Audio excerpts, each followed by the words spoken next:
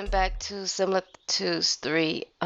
Before we get started, I think what I'm going to do is do a quick highlight of Similitudes 1 and 2. Okay. So in Similitudes 1, we discussed letting go of superfluous things and acquiring the things that are only necessary to live in this world. That's the one where he said, um, this is not our home. This is not our home, right? In Similitudes 2, we talked about having an abundance, how having an abundance of things is given to us by Yah, by the Father, so that we can give to those that are lacking.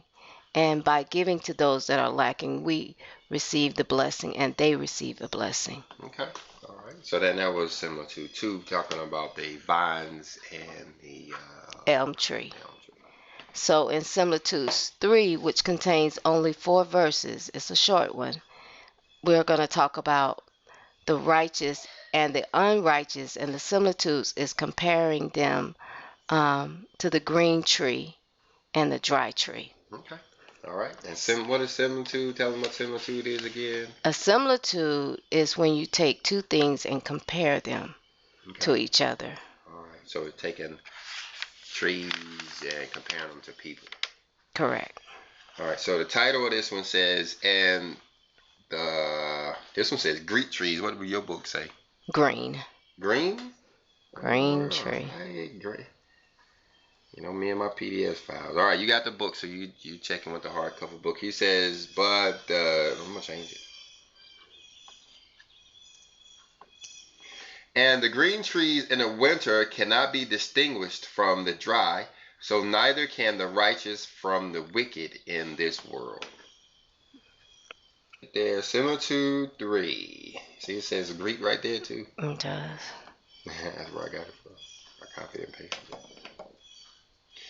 It says, and he showed me many trees whose leaves were shed, and which seemed to me to be withered, for they were all alike. And he said unto me, Seest thou these trees? I said, Sir, I see that they look like dry trees. Okay, when we see the word shed, what do we think of? We think of leaves that has fallen off, right? Right. So that is what he's asking him. He says he showed him many trees whose leaves had dropped off and fell to the ground, and the trees appeared to be withered. Right. Now, when we look at something withered, we think of it being limp. Okay. And think of it being dry, it done dried up, it done withered up. You know, a lot of times people, when they see the elderly, they say that they're withered, or, you know, when you stick your hand down in water for a long amount of time, it's limp and your skin is, wrinkly and stuff like that. So it's not the supple condition that it otherwise would be. So these trees the leaves have dropped off and they're withered. They're limp and they're dry. And he's asking him, do you see these trees? And Hermas replied that, yes, I see that the trees are dry and withered. Okay. Verse 2, he says, he answering said unto me, these trees are like unto men who live in the present world. I replied, Sir, why are they like unto dried trees? Because, said he, neither the righteous nor the unrighteous are known from one another, but all are alike in the present world. Okay, so Hermas asked him, he says, well, sir, why are you saying that these trees, that the men of today, the people of today, are like dried trees? And he said, because in today's world, that you can neither tell the righteous from the unrighteous. So we ask, who are the righteous and the unrighteous? Okay. So the righteous, from doing a studying of the scriptures, looking at, the concordance, going through dictionaries. And by the way, let me just throw in this: when you're purchasing a dictionary, I would suggest that you go to a thrift store and get one of those old dictionaries. Yeah. Don't get one of those today's New World dictionary because they have words in them that Change the meaning of they the have word. changed the meaning, Soften the meaning. right, of a whole lot of the words. I would suggest you go back and get one of those old dictionaries from the thrift stores, those that's about the size of, you know how those thick telephone books were, Right. those big old thick ones, that have some of the best meanings of it, and they will bring out the words for you. But that being said, the righteous are those who are, when you think of a righteous person, you think of a person that's upstanding, person that has virtues, a person that has morals, person that's ethical. But it also tells us that the righteous person are those who rejoice in keeping the laws of the Lord. Okay. So the laws of the Lord. Keeping the laws of the Lord. Now, on the other hand, an unrighteous person, when you think of an unrighteous person, you think of a person that's unjust, a person that's sinful, a person that's wicked. And it also says that an unrighteous person is contrary, which means oppose to the law. Well, I think that's important because when you use words like sinful and wicked and evil and bad, those are words of conjecture, words of opinion, words that can have different meanings for different people. But when you define it and says that it's following the law, well, that's a very strict definition because there's only a very few people that's following the law, and there's no accident that they're doing that. It takes effort. So um, I think that's a good point. Where did you get that definition from? This definition comes out of one of those old 1800 dictionaries. Okay, all right. And it says something about the law in there. Yeah, it does. Okay. So the angel is telling him um, that these trees are a representation of the righteous and the unrighteous. Okay, so in the present day world, the world that we live in now, is saying that everybody is like dry trees. It's like the wintertime for the trees, and we all look alike. You can't tell those who are keeping the law from those who aren't keeping the law. Correct. Well, Cliff, I know this is one of your favorites. All during the wintertime, you would point out and say, talk about, these trees. As a matter of fact, it's summer here now. We're going into the summer season, and the trees are full of green leaves, and everything is alive and green and lush. But I remember a couple of months ago when the trees were, well, I mean, I would say we have thousands and thousands of trees on our land, and you cannot tell. You couldn't tell. You would say, let's put a ribbon around the pecan trees so that we'll know that, they are pecan trees. But we had a hard time because we couldn't tell. Yeah, our leaves was already shed, and you couldn't tell which one was which. Right, right. So it's hard to tell which tree just by looking at the bark alone, which tree is which. Because I'm bad at telling trees apart anyway, and I'm just now being able to tell a pecan leaf from an oak leaf, and without the leaves on it, I'm really lost. You can't tell the difference. And so what they're saying is in the present world we can't tell the difference. We don't know who. We don't know who to listen to. We don't know who the righteous people are that's telling us the truth, and we can't tell them from the unrighteous preacher who is telling us lies. There's no way to tell. And so when you flip on the television, you don't know which one of these ministers you're supposed to be listening to, or if you're supposed to be listening to any of them at all. That's where we live at now. Now the next parable, I hate to jump ahead on you, but the next parable we go to the summertime trees, right, where you can tell them apart. Or you can tell them apart, right. So we'll wait for the next class to talk about that. But okay, let's continue with the dry trees now, because we're still in the wintertime now, right? Yep, we're still in the wintertime. Okay, so in number 3, I'm going to let you read that. For this world is as the winter to the righteous, because they are not known, but dwell among sinners. I think number 3 is a key. It says, for this world is as the winter to the righteous. For this world is as the winter to those who agree with the law. And then it says, because, which is our answer, because they are not known, but dwell among sinners.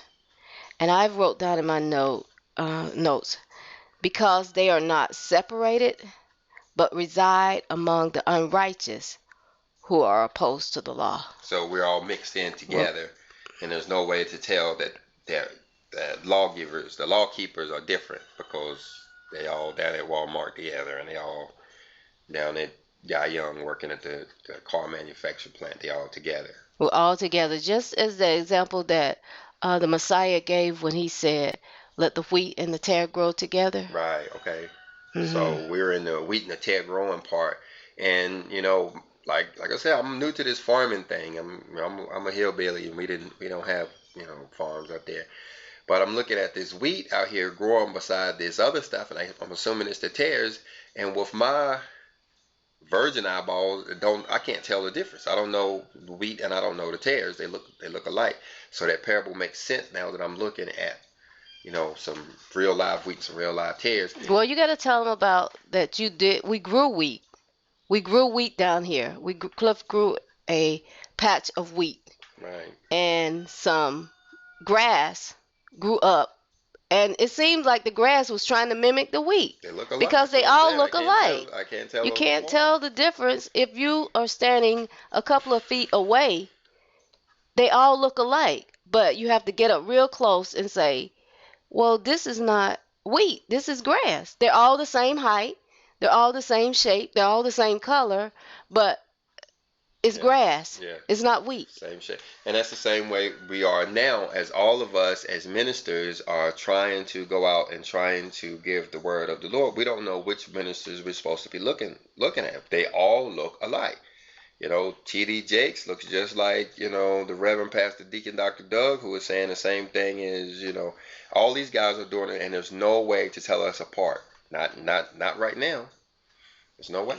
He says, because we dwell among the unrighteous. Because we're right there with them. Because we're right there with them.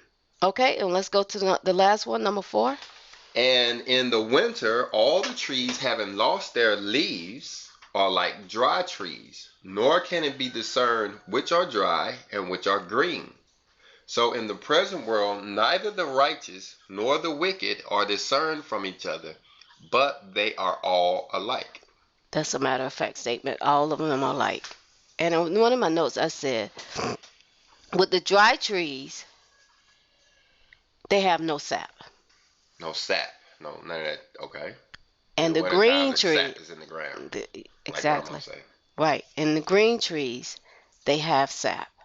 Okay. So we'll talk about in our next similitudes 4, how in the summer times, how you will be able to tell. Okay. Because leaves will be able to form, and more importantly, fruit. So when do we get to the summertime? You're asking me when a date? You put me on the spot. I'm gonna say tomorrow. No, you can't tell. How you gonna tell? Yeah. How you gonna know? Tomorrow is in another 1,000 years from now. No, okay.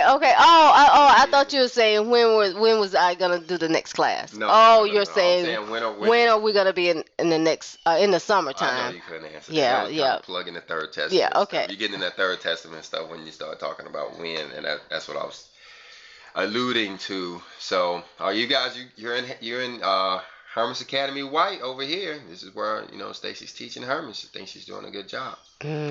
But you guys want to come on over to Hermas Academy Black? We're going into the Third Testament. We're gonna tell you about these trees, all right? Yeah, Hermas Academy Black. Yeah, it's would you say that it's not it's an advanced class? Would you say that? Yeah, it's no, I wouldn't say advanced. No, it's just that it's a New Testament. It's the Third Testament in the Bible. Nobody's really familiar with it. Is actually easier to understand than the New Testament and the Old Testament, because it is doing what it says. It's bringing spirit and truth. So as you read the Third Testament, you're able to understand even the stuff you read back in Genesis, Exodus, Matthew, Mark, Luke, and John. So I wouldn't say it's an advanced class. So I would say that, listen, y'all, that, the Third Testament, that the book that the Messiah was talking about, remember he said that if books was written about him, this room wouldn't even be able to help them. Planet would not be able to help. There is a Third Testament. Yeah. And It has been discovered, and if you're tired, you're saying, "Well, I'm tired of reading these same verses in the New Testament and the Old Testament," which we know you do get something new from it, all of it. But there's actually a third testament, and it talks, as my husband was saying, about the spirit and the truth, and it pulls everything together. Yeah. So I would just invite you all to go over, and if Well, you're intrigued about it, to listen, because he's doing some hold up. classes. Before you run over there, you need the Hermas classes. That's why it's very important that we finish the Hermas classes because, if you come over to Hermas Academy Black and try to jump into spiritualism, you're going to be missing some stuff. You got to have what you're teaching here in Hermas is necessary in order to enjoy that what you seek in the Third Testament. I mean, you got to understand about these trees. Remember the last class you gave about the giving? That is a huge part about activating Yeah, right, the right, right. the spiritual the to become spiritualized is to become charitable. And so if you don't understand what you talked about in that second class, Similitude 2, about giving and sharing, you're the chances that you're going to accidentally fall into a position where you are able to evolve spiritually is slim to none. The probability is not there. You got to have Hermas. You got to have the class you're teaching here and the stuff you're teaching is extremely important in order to unlock the spiritualism door. You just can't do it unless you're just born a really really good person. And I don't think there was only but one that was born a good person. It was Okay. just one. So y'all continue to listen to the Hermes class. We ask that you will, comment, give me your comments, and don't forget to subscribe and give us a thumbs up. Alrighty. So we'll see you guys in the next class of Similitudes 4. Shalom. Shalom.